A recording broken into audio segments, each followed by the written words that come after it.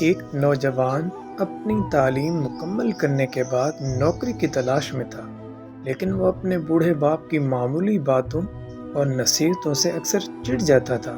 اسے لگتا تھا کہ اس کے والد پرانے زمانے کے ہیں اور انہیں آج کی دنیا کا کچھ علم نہیں۔ ایک دن اسے ایک بہت بڑی کمپنی میں انٹرویو کے لیے بلایا گیا۔ باپ نے جاتے وقت کہا، بیٹا جوتے پالش کر کے جانا اور وہاں جا کر مسکرا کر بات کرنا۔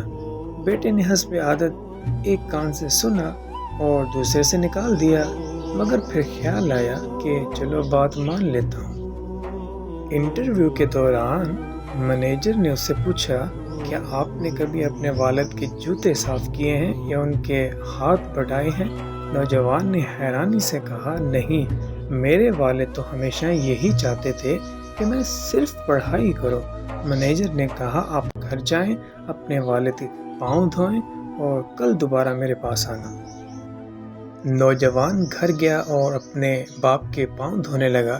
جب اس نے باپ کے پاؤں اپنے ہاتھ میں لیے تو اس نے دیکھا کہ پاؤں کی جلد جگہ جگہ سے پھٹی ہوئی ہے، ایڑیاں سخت ہو چکی ہیں اور کئی نشانات موجود ہیں۔ اسے اچانک احساس ہوا کہ یہ وہی پاؤں ہیں جو اسے اسکول چھوڑنے، کڑی دھوپ میں کام کرنے، اس کے مستقبل کی خاطر میلوں پیدل چلنے کی وجہ سے ایسے ہوئے ہیں۔ اس کی آنکھوں میں آنسو آ گئے اور اسے اپنی کامیابی کے پیچھے چھپی باپ کی قربانی نظر آ گئی۔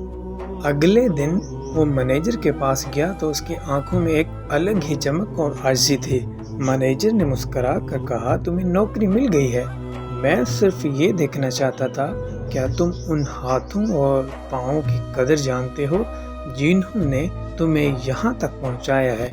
جو شخص اپنے والدین کی محنت کو محسوس نہیں کر سکتا، وہ کسی ادارے کا وفادار بھی نہیں ہو سکتا۔